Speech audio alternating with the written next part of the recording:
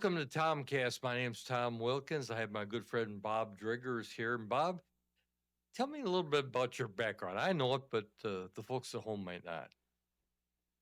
Well, I spent most of my career in the electrical business.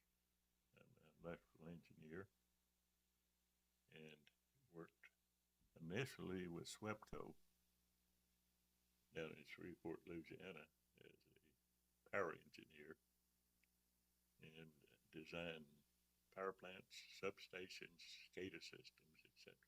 Okay, going back just a little bit, were you from the Hot Springs area, I believe? Yes, I was born and raised just outside of Hot Springs to the west. And then you grew up into a big Bob, and then you kind of moved away and did your thing? Well, after I went to college at the University of Arkansas in Fayetteville, I ended up in taking a job with SWEPCO in Shreveport.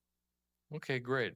Okay, now you like to, not like to, but you're labeled a retired electrical engineer. Is that correct?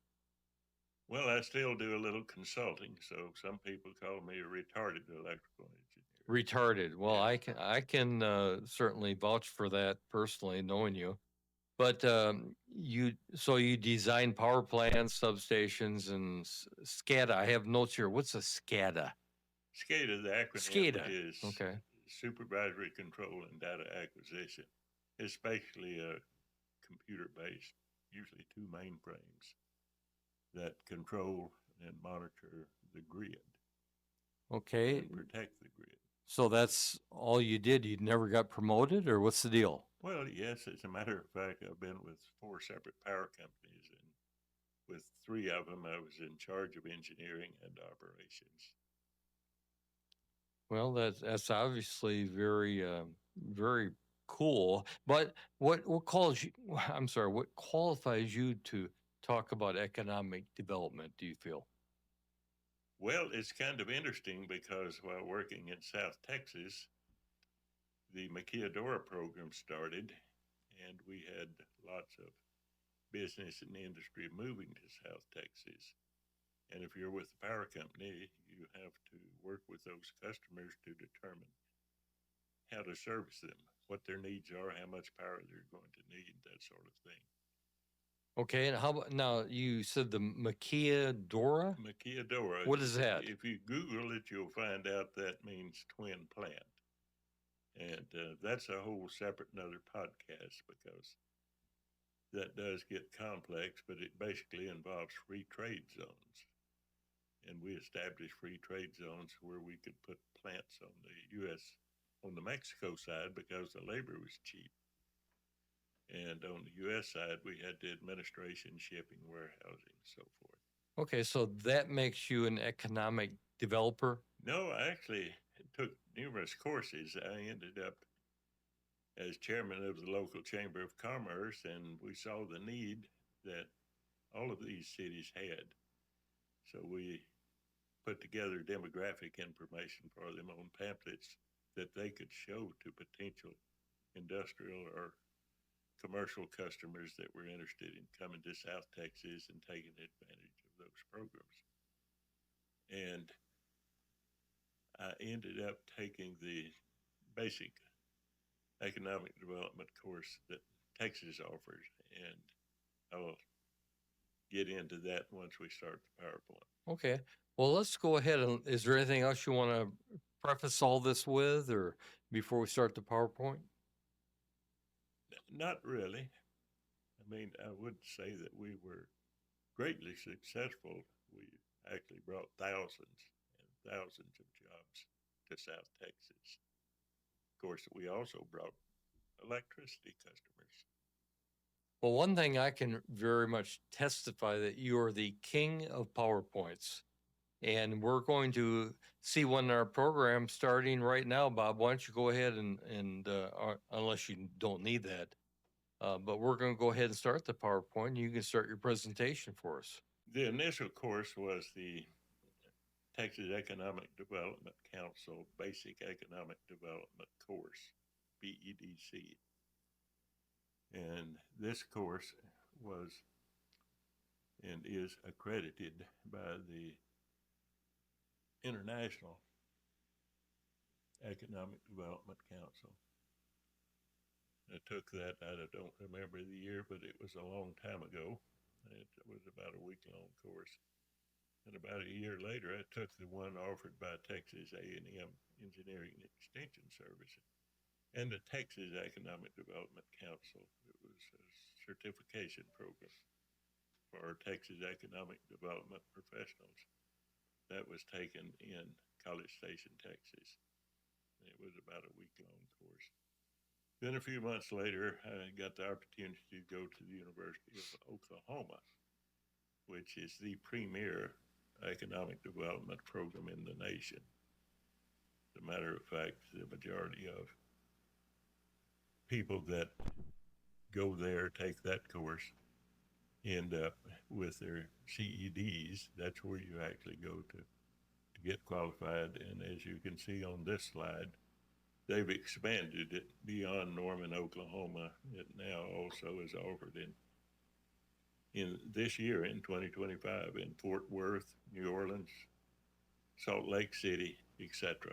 This slide actually shows my card because heretofore my cards were all related to engineering or director of engineering and planning operations. But you will see here that I'm the economic development coordinator for Central Power and Light Company, which services the 75 counties of South Texas, everything south of San Antonio. And this is where all of the development was being done with maquiladora programs, etc. And what we're going to talk about is economic development for commercial and industrials.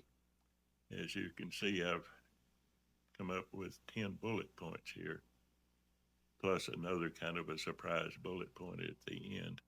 But these are the things that commercial and industrial factories, etc., look for.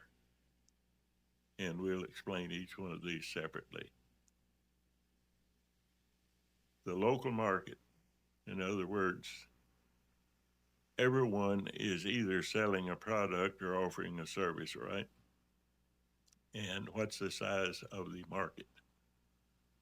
Well, if you compare us here in Hot Springs, for example, or even in Arkansas, to states around us,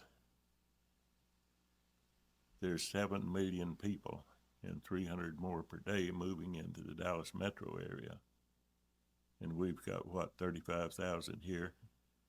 So if you're in commercial or industrial business, where's your market? You're going to locate it in a town of 35,000 or 7 million. So we're at a disadvantage to start with there. Property is another thing that is looked for. That's number 2 on the list. The availability, the size, the cost. But flat land. You ever see a large industrial plant that didn't try to locate where it was flat? And that's another thing that our area doesn't have a lot of unless you go over to East Arkansas. And support industries, raw finished products, whatever, machine shops, those plastic molding, those sorts of facilities that could support a large industry. So then let's look at item 4, workforce.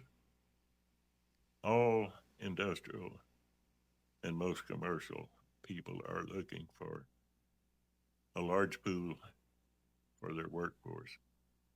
They need to be trained or trainable or already qualified. And they need to have a place, if they're not trained, that will train them locally.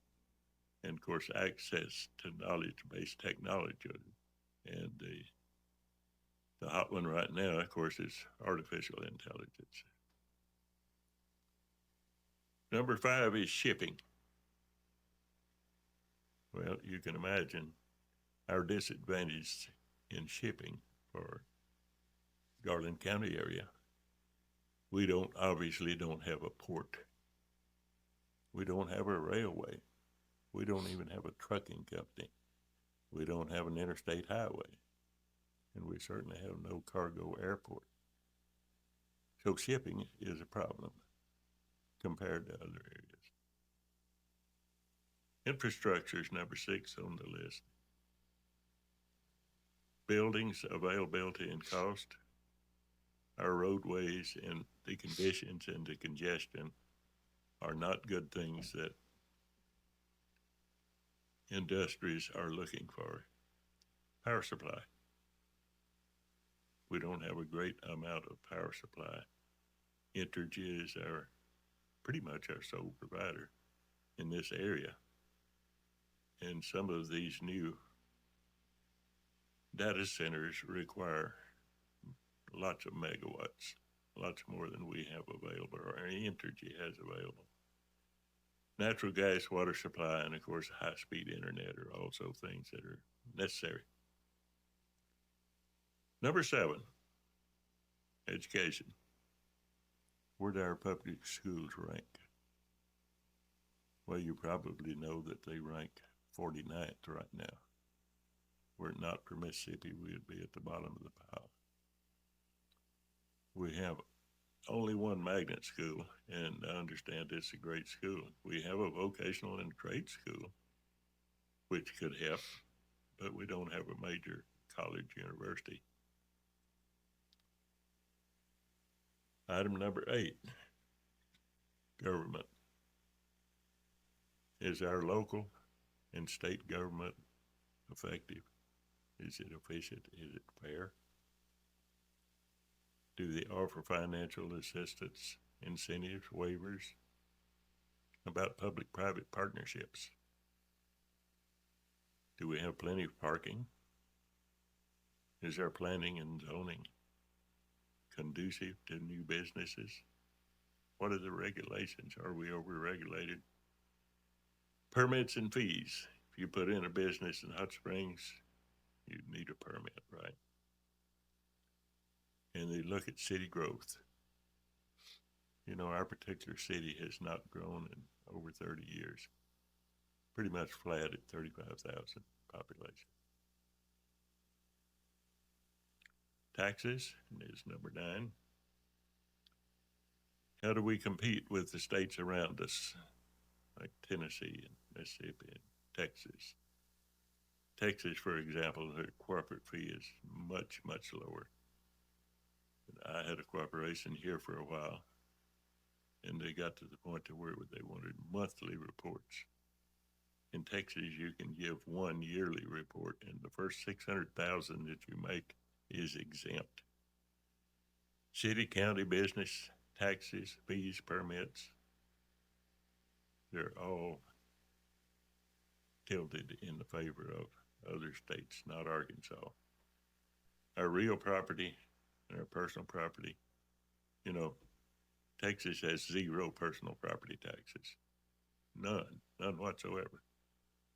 Personal income tax, both corporate and personal. There is 0 personal income tax in Texas. Sales tax, our city has some of the highest sales tax anywhere, partially due to the hamburger tax, or the A&P tax. And we don't have a free trade zone. I shouldn't say we don't have. Little Rock actually has one. Very few people know about it, and they're not utilizing it the way they should. But the port of North Little Rock actually is in a free trade zone. That means you can bring in products from all over the world, duty-free. Certain excise taxes and so forth are not required either. And finally, the number 10, the quality of life of our area. Where's our crime rate? It does not rank very well compared to other areas. Our health care and hospitals. Health care, you can Google it. We rank 48th. Hospitals, a year ago we ranked 50th. We're now 49th with Mississippi surpassing us. Cost of living, not too bad. residential subdivisions, the conditions and the cost.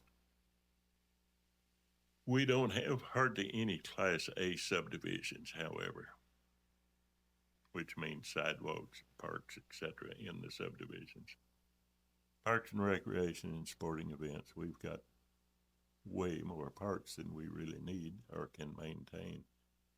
However, sporting events, we don't have a Rangers or a Mavericks or a Texans or a Cowboys team that we can go see. Civic clubs, entertainment, museums. It's a shame. Hot Springs doesn't have a museum. I mean, they have the Mid-America Science Museum, but that's not a true museum. Go down to Sheridan, they have an excellent museum. Now, the one thing we do have is natural resources, and that's what we need to promote. Lakes, rivers, mountains, we've got it. People come here just to sit and look. Check out our scenery. And our weather's not bad compared to other places. So, that brings us down through all of the 10 things that people are looking for when they're going to expand or relocate their businesses. Except there's a new one kind of on the scene. Tom, have you noticed how many lawyer ads are on TV now? I mean, probably half the ads are related to, if you're injured, call us because we'll get you millions. Out-of-state attorneys are showing up in Arkansas to take their cases to court. Why? Because our courts do not cap the rewards. If they ask for 10 million, they can get 10 million. And what does that do to a small business or even a medium-sized business? Could put them out of business. And if you're a doctor, for example, malpractice suits could put you out of business. And if it doesn't put you out of business, it'll tie you up in court for a long time. So what we need is tort reform. Texas has it. Tennessee, Louisiana, Mississippi, Kansas, Oklahoma. The surrounding states have it, but Arkansas does not have tort reform. So that's why the lawyers are on TV here. Bob, what's tort reform? Tort reform, tort is a cause of action, of course, but to reform it, we need to put caps on what attorneys can get. If they get 10 million from someone, they'll probably keep 6 or 7 of it themselves, which makes it conducive to doing even more lawsuits. It's basically just a cap. Okay. Now, you've been seeing as we go through the slides here, pictures of this particular building or industry. This industry came some 3 years ago to Plano, Texas. It's their new Toyota plant. 4,000 employees.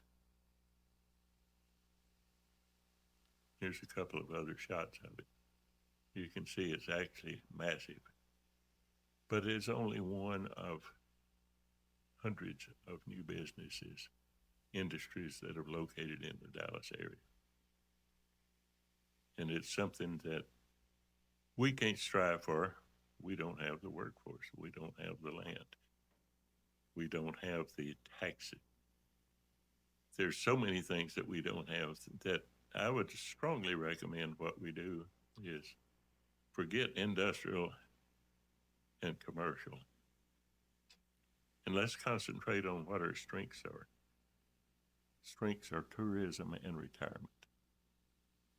I think everyone knows that. But as a matter of fact, in 2024, Arkansas was the #1 state for inbound movers. I would speculate that the majority of those were retirees. But it's a beautiful place to retire to. it's a good place to visit for tourists. Let's focus on that. That's my recommendation. We're going to go ahead right now, Bob, and just take a little short break from a word from our sponsor. Hello, everyone. I'm Susan Wilkins, and I'm thrilled to share an exciting new opportunity with you. Every life story deserves a keepsake. With professional video storytelling, we can help you capture your journey from the beginning until today. At Sweet Pea Productions, we provide a unique platform for you to create your very own legacy video, featuring some of your favorite old photographs and even music from your time up until today. Imagine the gift of sharing your life story in a beautiful personalized video that will be cherished by your loved ones for generations to come. For more information, please contact Tom Wilkins at 501-622-9570. Come and preserve your life story today here at Sweet Pea Productions. Okay, we're back from break here with Bob Driggers, my dear friend, and one of the most knowledgeable guys I know about economic development.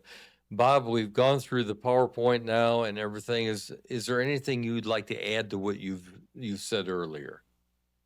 Not really. I think that we need to give serious consideration to refocusing what we're doing in economic development. We've got a group that you're familiar with, I'm sure, that is still striving to attract industries and commercial businesses. And let's refocus. Okay. Let's do tourism and let's do retirement.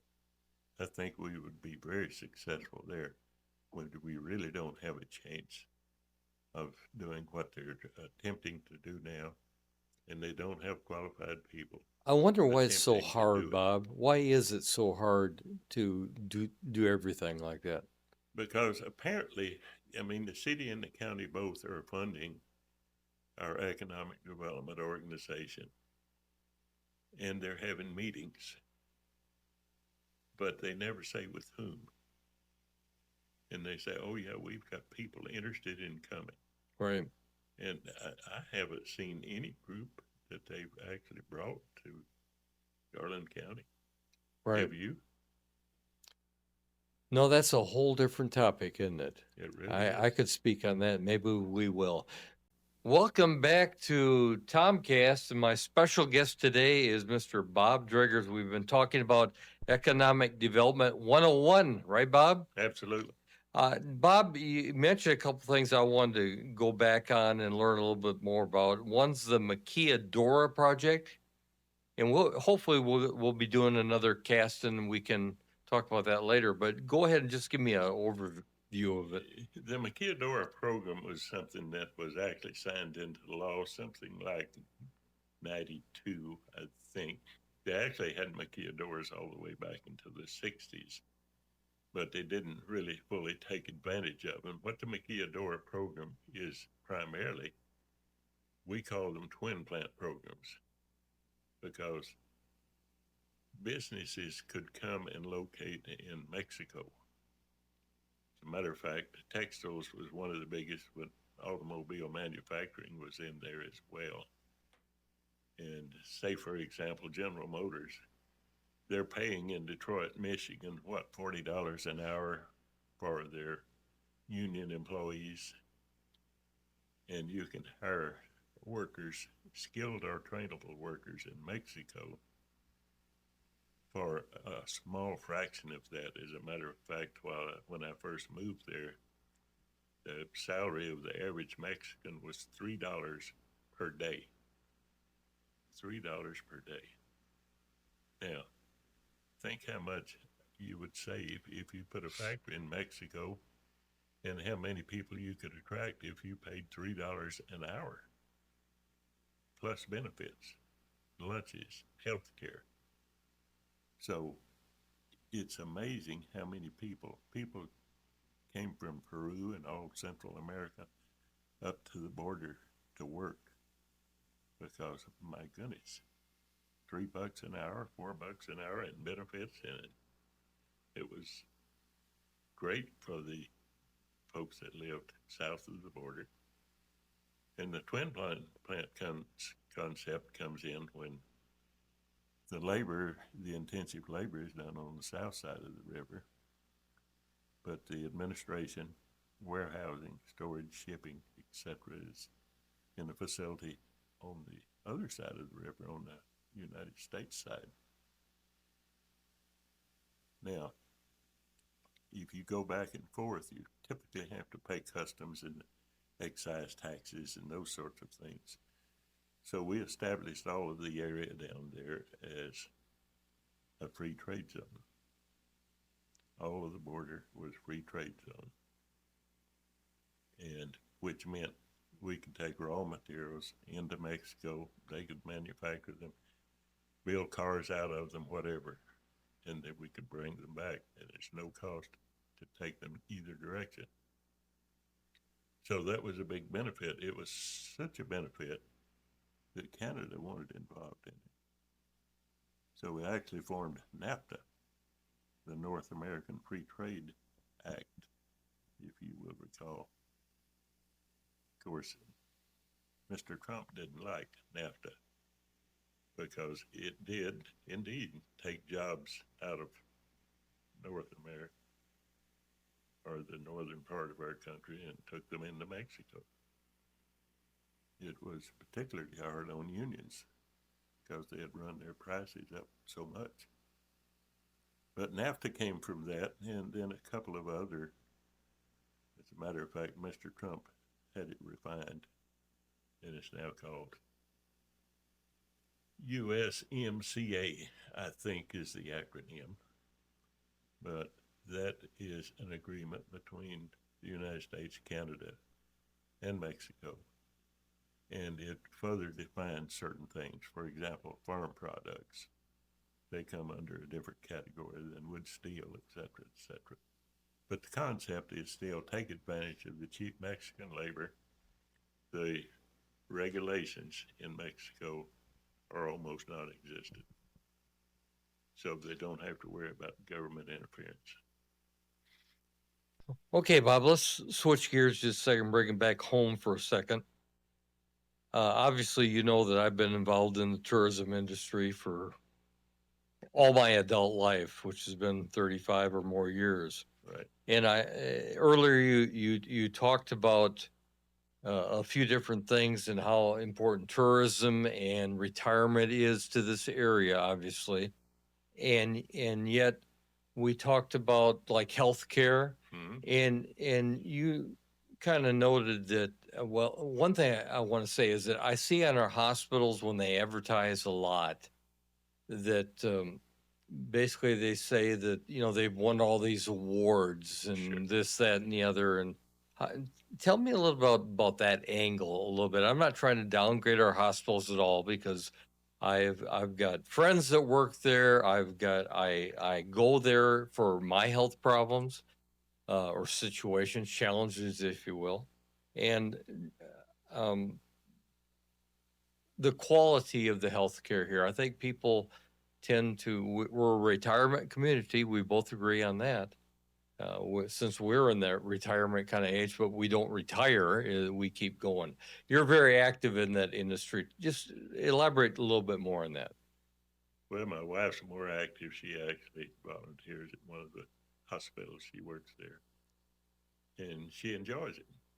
She doesn't get paid for it, but she enjoys doing that sort of thing. And of course, she and a friend of yours and mine, who is a retired doctor, pretty much take care of us. I'm not concerned about getting wrong diagnosis or something, so long as I ask my wife and my friend. But I don't trust any doctors in this state. Wow. Period. Okay.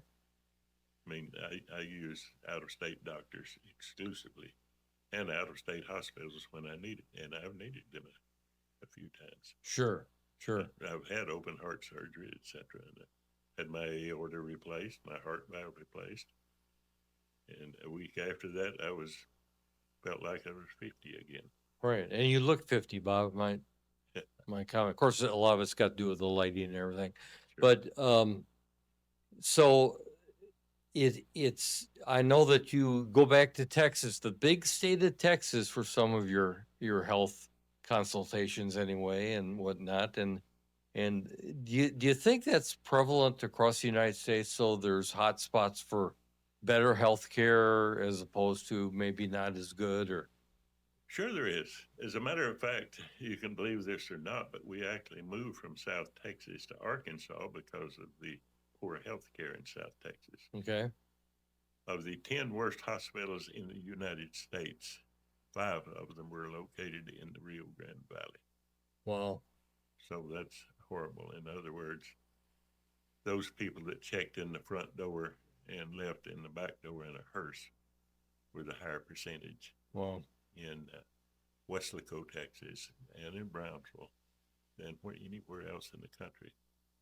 Then when we move up here, we're thinking there's going to be quite a bit of an improvement. It was not. oh, it wasn't. Okay. No, we ranked 50th for our hospitals at the time we moved here. But I've seen advertising from some of the hospitals here, and they're winning all these awards. So is that a misnomer, or what's going on there? I would question where the awards come from. Okay. Look at and see if it's some kind of an accredited or a government related entity, or is it somebody you send a couple $100 to and they send you an award? Yeah. Well, we both know those organizations are out there, certainly. One of the things, avenues I want to go to is you're very big in the community and have been for years, as have I in many ways. Uh, you founded the GGGG. What is that about? That's the Garland Good Government Group, and we were founded way back in 2003, I think, or 4. I was like 2 years old. Yeah. Yes, you probably were. Right. But at any rate, that was founded because our city government at the time wanted to bottleneck downtown and did bottleneck downtown, if you remember. Right. I was there. Yeah.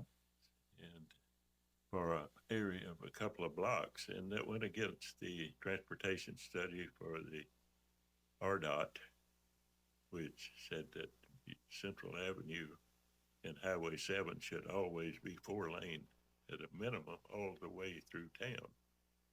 And they violated that, their own expertise, if they had any, because they had a petition from a gentleman that owned an art studio in that area.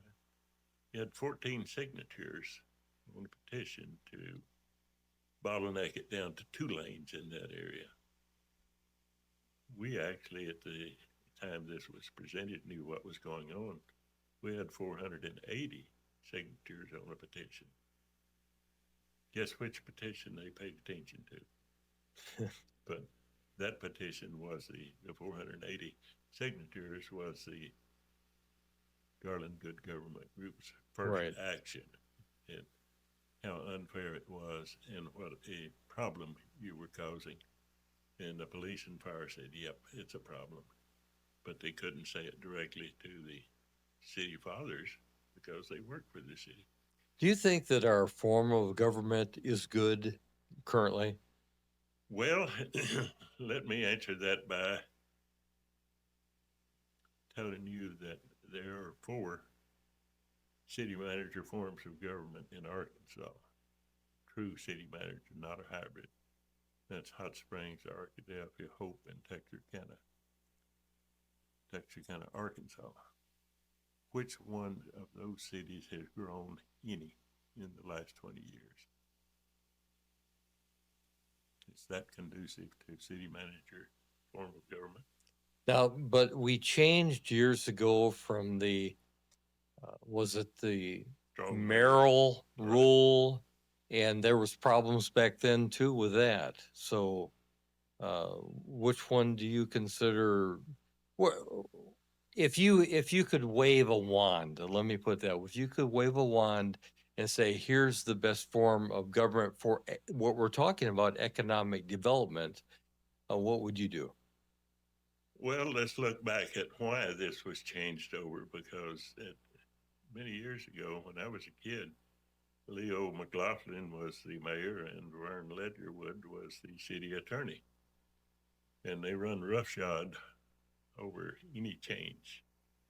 We had gangsters living in town, did we not? We did. Okay, so was it a progressive form of government or something that was good for the people? Or was it just mob rule?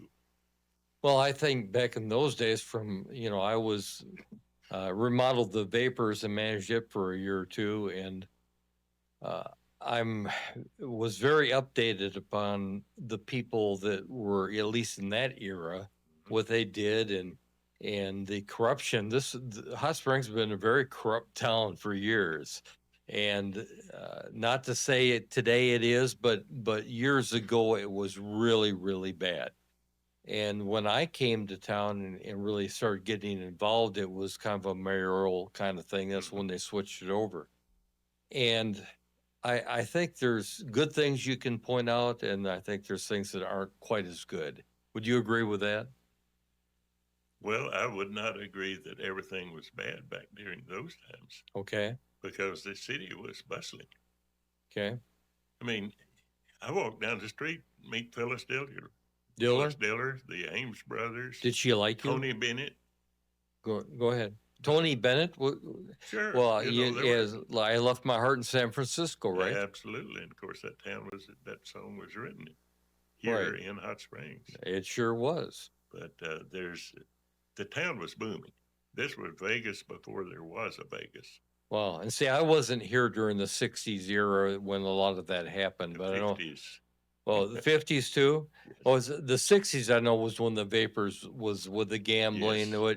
which really wasn't gambling though, Bob, according to the law enforcement here.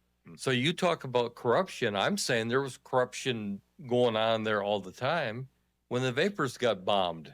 Don't you think with Dane Harris and all that? Yeah, I worked for a little while for Dane Harris. Did you? When he first opened the Vapors. I actually worked at the Vapors and at the Arlington for a short period of time. Okay. But those were booming times. They were. Absolutely booming times. Now we had ostrich races at the racetrack. Ostrich? Not just horse races. Really? Yes, we had an ostrich farm up off Whittington. So did they have like jockeys on them, or? Yes, absolutely. They did. Yep. Small people are riding those. Maybe we could bring those back.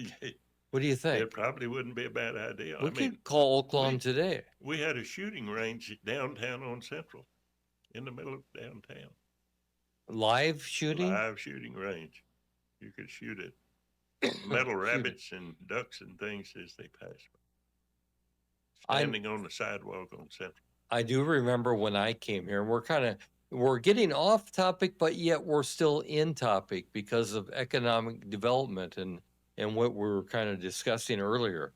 And I remember they had auction houses here. Absolutely. When I first moved here, and I remember going in there, and there might have been 10, 15, 20 people sitting in there, and the guy was up there going, how much you give for this vase, kind of deal. Absolutely. They had artwork, and of course you could buy a diamond, a genuine half-carat diamond for maybe $100. Of course, if you had it tested later, you find out it's an Arkansas diamond made from quartz crystal. Down in Murfreesboro somewhere, probably. No, that's real stuff Those down are there. Real diamonds. That's the real stuff. I'm sorry.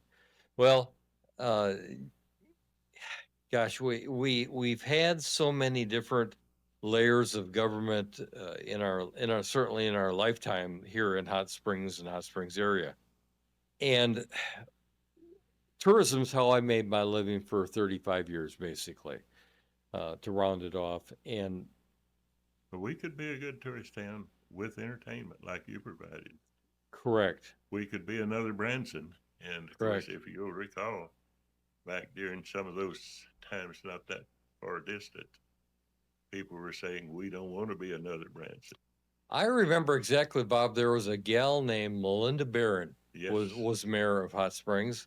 And Melinda, whether I liked her or didn't like her, did make a statement, we don't want this to be another Branson, Missouri. Right. And here I was putting several tens of thousands of dollars into starting up my show downtown, and I'm going, basically, what the heck are you talking about, girl? What are you talking about? I said this to her face. So she said, well, we don't want this to be, we want it to be our own thing. And I thought, what would happen if we had 5, 10 really quality music shows here in town? People would actually come to town like they do in Branson, Missouri. I mean, does that make sense? Well, we don't want that. And, Melinda, God bless her, she moved on to another off the East Coast somewhere. And I was glad to see her move. Nothing against her personally, but that kind of thinking kind of takes us back, doesn't it? It does. It's that's not good thinking. This Hot Springs has got so much potential, and it's not realized because of people like Melinda Barrett. Okay. Well, I'm not throwing all this on her, but I'm just saying she made that comment, and gosh, that wasn't good for tourism.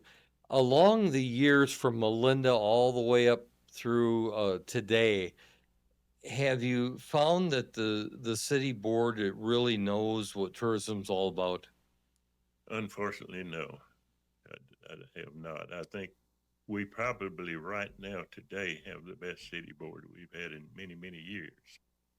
And we're getting to the point where I think we've taken the graft and corruption out of it totally. Right.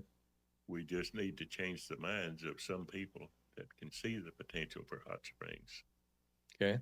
And we could make this into a town that would grow and would have entertainment and would attract tourists and retirees.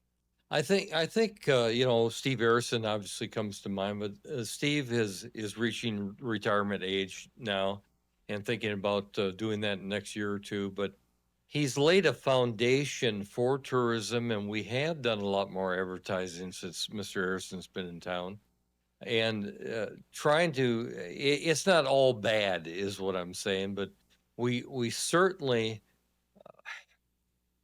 I don't know if we have the right focus or not. I just don't know personally, and I'm not trying to ditch anybody in the tourism. We all have worked very, very hard to make the situation better. But tourism and retirement are the two bicycle wheels that have gotten us this far. Is that not true? Absolutely. But in spite of the fact we've put no emphasis on it, we've emphasized commercial and industrial and those sorts of things, and trying to get Jones Mills going again. And Jones Mills not even in Garland County. Right. One of the things that you mentioned earlier, you're talking about museums. And we certainly do have Mid-American Museum, which is a nice museum within itself. But you mentioned one in Sheridan, Arkansas. Right. I don't know about that. So go ahead and can you tell me anything about it? I can't tell you a lot about it, except I have heard from several people that have been there that said it's just fantastic, Really? especially for such a small town. Uh-huh. And we need something like that. And I talked to Alan Barksdale, as you know, that's working to repurpose the Army Navy Hospital. Right. Tell me a little bit about the museum would be perfect. Yeah, tell me about that project there. I know that you've been kind of spearheading that the last few months, and go ahead and tell us a little about it. This is a good time to talk about it. Well, the problem has been, and the reason it's sitting there deteriorating right now, the Army Navy Hospital, is because none of the government entities want to take ownership of it. Okay. The Army, the National Park Service, the Interior Department, all of those folks say, oh, no, it's the state's responsibility. The state says, no, it was reverted back to you guys. So we're trying to get that set up initially to where all of the federal people will transfer a clean title to the state. And our governor is in favor of letting that happen if they don't put too many restrictions on it. And our congressman is in favor of it. So we have all of the people that make a difference saying, yes, let's do it, including our local government official, our county, our city. So people are actually working together for a change? They are, indeed. I think that's great. I know I got to go on that tour you're talking about. We're going to drop in a few pictures of that right now. Okay. But it's amazing how I have found over the years something I had to learn. If a building remains empty, things start to happen to it. Is that correct? And what did you see? What was the biggest takeaway that you had when you walked through there? Well, you expect a building to deteriorate. In other words, the paint starts flaking off the wall and so forth. And we did see that. But none of these entities that should have control of the place were doing a very good job, because they let all, and several of the buildings, all of the copper wire and copper tubing was stolen, taken out. They did catch some of the people, they're incarcerated over at federal facility, I understand, in Benton now, which is a good thing, except for the fact that doesn't restore the copper. And these were the main two that were hit were the two newest buildings, Right. which were concrete buildings and very usable. Well, what I witnessed was the ceiling tiles were removed and the Right. wire was just pulled right out of them, out of the breaker boxes. It was as bad as it could possibly be. And so I say at that time, was it the government that was overseeing that, or was it the state, or do you want to say? You don't have to say, but I don't know that who was responsible, because they're all pointing at each other. right. Is that pretty typical the way things work? In Hot Springs, it appears to be the That's case. what I'm talking about. Yeah, but as you mentioned, Bruce Westerman and other qualified people are getting involved. The governor's getting involved and everything. Do you see that it's something that we can resolve in our lifetime? Probably will be in not maybe our lifetime, because my gosh, I'm 83. You're But 83. You are really getting up there, Bob. I know. You're like the oldest person I know. No, I've got 17 years to go. I'm shooting for 100. So Well, good. Well, let's- we'll come back on your 100th and we'll do another. let's do the 99th while I'm still in good health. When we're talking about the Army Navy Hospital, when people think of the Army Navy Hospital, they think of the big building that they can see from down. But there's more buildings than that behind it, isn't there? There's like 30 more buildings back there. Wow. Absolutely. There was even a bowling alley. Of course, that place is horrible shape now. Right. But Right. our bottom line, when we talk about that, that's really economic development that we need to do to repurpose it and bring some kind of groups that can use that facility, whether it's a VA or Right. doctors or recidivism or different types of programs. Whatever we can come up with, right? It's remarkable that there was probably, I don't know, 25 or more people that took that particular tour. And when I looked across us all standing there, it was really a good cross section of government Yes. and people that really, like Dr. Jack Porter, that had been pushing this project for many, many years, and it kind of fell apart at one time. But as of late, the last year or so, and you've been very, very much involved with bringing that back, and I certainly thank you for. I don't know if you're spearheading it, Bob, but I think that you're giving it new life. And so there's been a lot of footage taken of it, and we're throughout this podcast we're doing now, we're going to be showing some of that footage.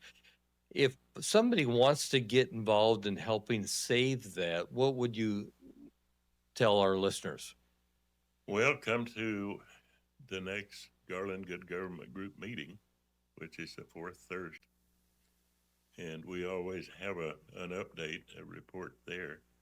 But a lot of what happens between individuals and between ourselves and our congressman and our governor and so forth, not just anyone can call the governor.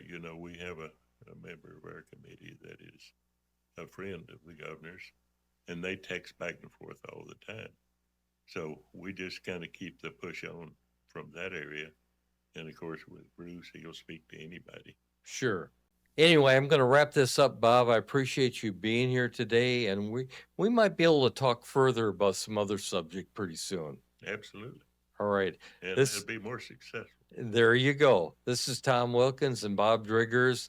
Thanks for watching Tomcast.